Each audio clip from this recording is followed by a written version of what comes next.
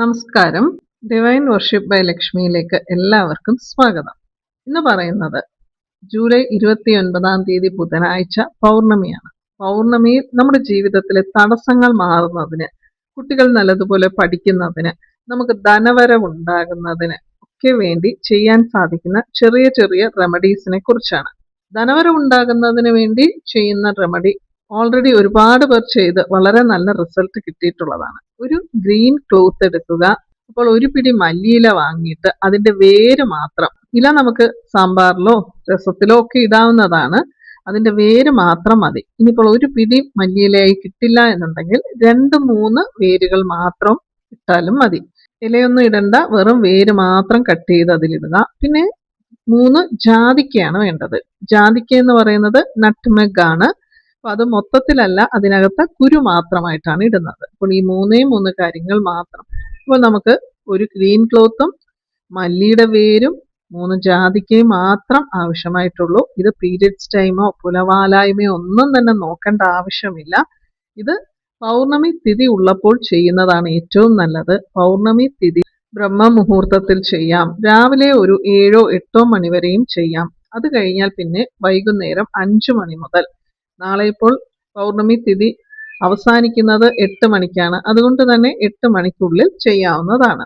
രാവിലെയോ സന്ധ്യയ്ക്കോ ചെയ്യാൻ സാധിക്കില്ല എന്നുള്ളവർക്ക് നിങ്ങൾക്ക് ഏത് സമയത്തും ഈ ഒരു കാര്യം ചെയ്തു വെക്കാവുന്നതാണ്.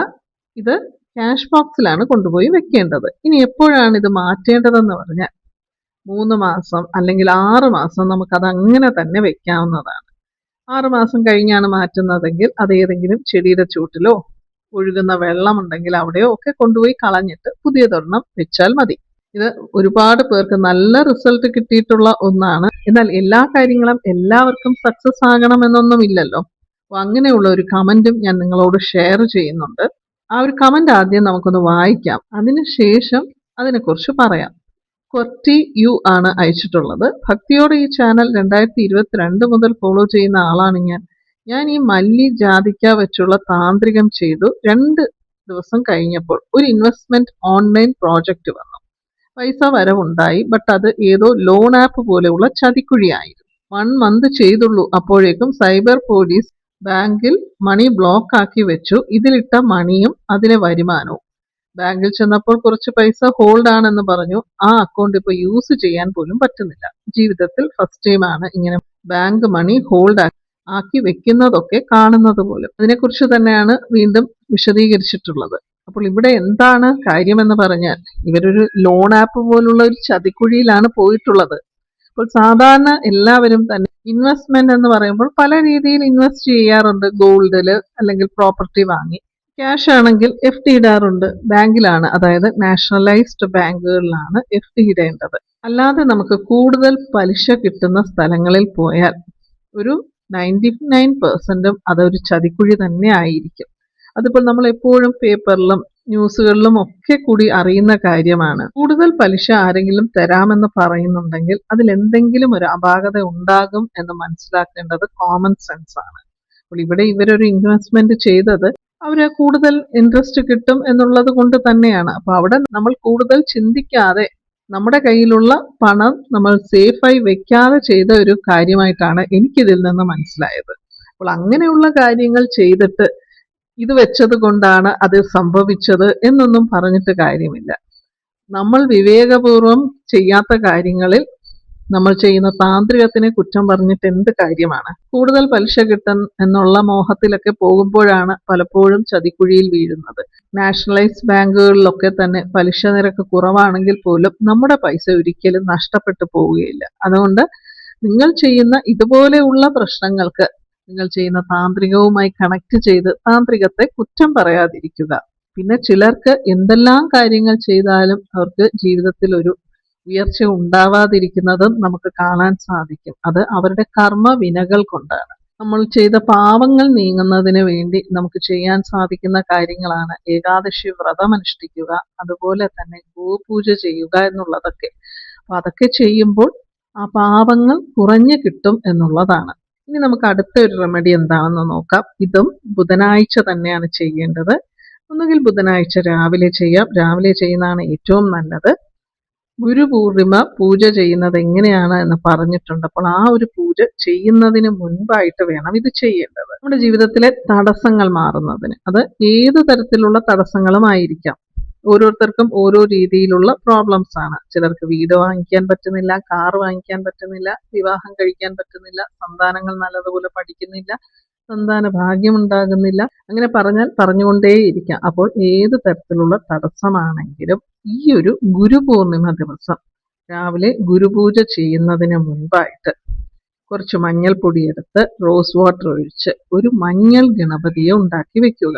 നമ്മൾ ഏതൊരു പൂജയ്ക്കും മഞ്ഞൾ ഗണപതിയെ ഉണ്ടാക്കി വെക്കാറുണ്ട്. എന്നിരുന്നാലും ഈ ഒരു പൂജയ്ക്ക് നമ്മൾ മഞ്ഞൾ ഗണപതിയെ ഉണ്ടാക്കി വെച്ചിട്ട് വേണം ഗുരുപൂജ ചെയ്യാൻ തുടങ്ങേണ്ടത്. മഞ്ഞൾ ഗണപതിയെ ഉണ്ടാക്കി വെച്ചു കഴിഞ്ഞാൽ ആദ്യം ഗണപതി ഭഗവാന് കറുകയാണ് സമർപ്പിക്കേണ്ടത്. ഇനിയിപ്പോൾ കറുക കിട്ടാത്തൊരിടത്താണെങ്കിൽ മറ്റ് എന്ത് പുഷ്പമാണോ നിങ്ങൾക്ക് ലഭിക്കുന്നത് അത് സമർപ്പിച്ച് ഓം ഗം ഗണപതേ നമ എന്ന് 11 തവണ ചൊല്ലി ഗണപതി ഭഗവാനോട് നമ്മുടെ ജീവിതത്തിലെ എല്ലാവിധത്തിലുമുള്ള തടസ്സങ്ങൾ നീക്കിത്തരണം എന്ന് പ്രാർത്ഥിക്കുക. അതിനുശേഷം നമുക്ക് ഗുരുപൂജ ചെയ്യാവുന്നതാണ്.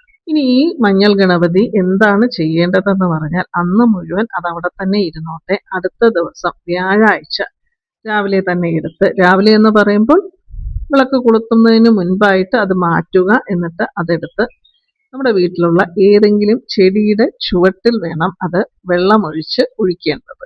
അതൊരിക്കലും നമ്മുടെ സിങ്കിലൊന്നും ഒഴിച്ച് കളയാൻ പാടില്ല. ചെടിയോ മരമോ ഒക്കെ ഇല്ലാത്ത ഒരു സ്ഥലവുമില്ല. അപ്പോൾ അങ്ങനെയുള്ള സ്ഥലത്ത് വേണം അത് കൊണ്ടുപോയി കളയേണ്ടത്. അല്ല, അങ്ങനെ ചെയ്യാൻ സൗകര്യമില്ല എന്നുണ്ടെങ്കിൽ നമുക്ക് മുഖത്ത് തേച്ച് കുളിക്കാവുന്നതാണ്. ഒരിക്കലും അത് സിങ്കിൽ അങ്ങനെ തന്നെ കളയാതിരിക്കാൻ ശ്രദ്ധിക്കുക.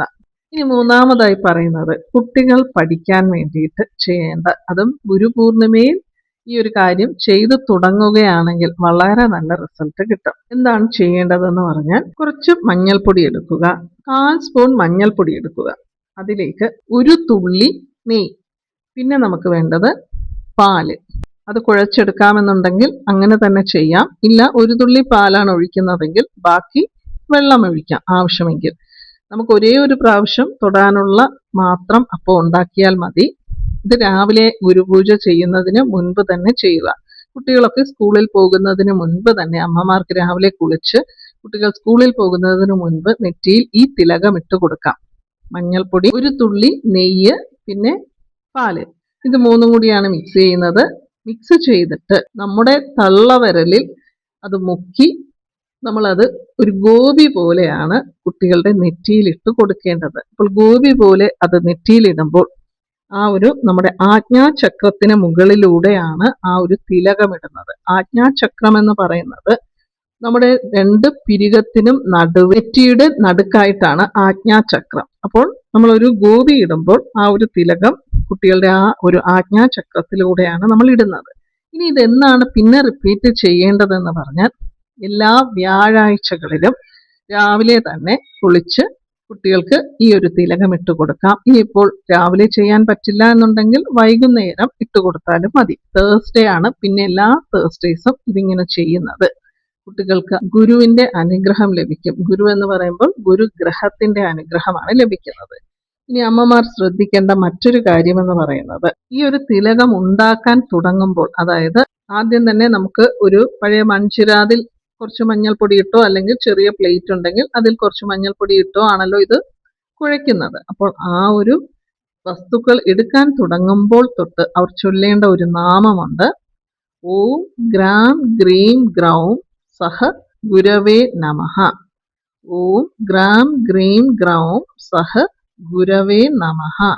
ഇതാണ് ചൊല്ലിക്കൊണ്ട് വേണം ഇത് ചെയ്യേണ്ടതും. കുട്ടികളുടെ നെറ്റിയിൽ അത് ഇട്ട് കൊടുക്കുമ്പോഴും ഈ ഒരു നാമം ചൊല്ലിക്കൊണ്ട് വേണം ഇതിട്ട് കൊടുക്കേണ്ടത്. അപ്പോൾ ഈ ഒരു നാമം നമ്മൾ ചൊല്ലുന്നത് വഴിയുള്ള ബെനിഫിറ്റ്സ് എന്ന് പറയുന്നത്, നമ്മൾ കുട്ടികൾക്ക് നല്ലതുപോലെ പഠിക്കാൻ വേണ്ടിയിട്ടാണല്ലോ ചെയ്യുന്നത്.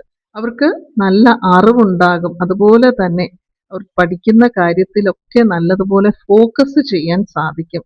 അവരുടെ ആ ഒരു കഴിവുകളൊക്കെ തന്നെ ഇംപ്രൂവ് ചെയ്യാൻ സാധിക്കും ഈ ഒരു നാമം ചൊല്ലിക്കൊണ്ട് ആ ഒരു തിലകം നെറ്റിയിൽ ചാർത്തുമ്പോൾ. അപ്പോൾ ഇത് കുട്ടികൾക്ക്. ഇനി മുതിർന്നവർക്ക് എങ്ങനെ ചെയ്യാമെന്ന് പറഞ്ഞാൽ, ഒരു ചിരാത് എടുക്കുക. പഴയ ഒരു ചിരാത് കഴുകി വെച്ചിരുന്നാൽ മതി നമുക്ക് ഈ ഒരു കാര്യം ചെയ്യുന്നതിനായിട്ട്. അതിലേക്ക് കുറച്ച് മഞ്ഞൾപ്പൊടി. ഒരിക്കലും കൂടുതൽ മഞ്ഞൾപ്പൊടി എടുത്ത് അധികം ഉണ്ടാക്കി കളയരുത്.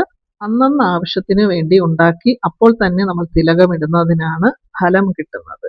അപ്പോൾ ഇവിടെ ഈ മഞ്ഞൾപ്പൊടിയിൽ നമ്മൾ ഇടേണ്ടത് കുറച്ച് തേനാണ്. കുറച്ച് തേനെന്ന് പറയുമ്പോൾ ഒരുപാടൊന്നും വേണ്ട. 1 തുള്ളിയോ 2 തുള്ളിയോ ഒരു പ്രാവശ്യം നെറ്റിയിൽ കുറി തൊടാൻ വേണ്ടിയിട്ട് മാത്രം മതി. അപ്പോൾ തേനും മഞ്ഞൾപ്പൊടിയുമാണ് ഇവിടെ ചെയ്യേണ്ടത്. എന്നിട്ട് നമ്മുടെ ചൂണ്ടുവിരൽ കൊണ്ട് നമ്മുടെ നെറ്റിയിൽ ആജ്ഞാചക്രത്തിന്റെ പുറത്തായിട്ട് ഒരു കുറിയിടുക. അതുപോലെ കഴുത്തിലും കുറിയിടണം.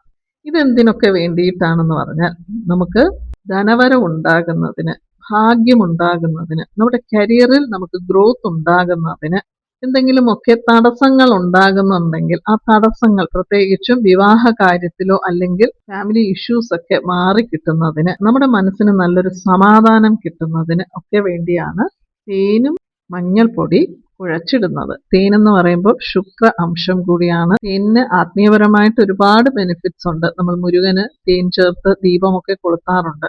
നമ്മൾ ഈ ഒരു തിലകം ഉണ്ടാക്കാൻ തുടങ്ങുമ്പോൾ തൊട്ട് തിലകം നെറ്റിയിൽ ഇടുന്നത് വരെയും ചൊല്ലേണ്ടത് ഇതേ നാമം തന്നെയാണ്. ഓം ഗ്രാം ഗ്രീം ഗ്രൗം സഹ ഗുരവേ നമഃ. ഗുരവേ നമ എന്ന് ചൊല്ലാറുണ്ട്. നിങ്ങൾക്കിത് യൂട്യൂബിൽ ഒന്ന് ഓൺ ചെയ്ത് കേൾക്കാവുന്നതാണ്. യൂട്യൂബിൽ പോയിട്ട് ഓം ഗ്രാം ഗ്രീം എന്ന് എൻ്റർ ചെയ്ത് കഴിയുമ്പോൾ തന്നെ ഈ ഒരു നാമം കിട്ടും.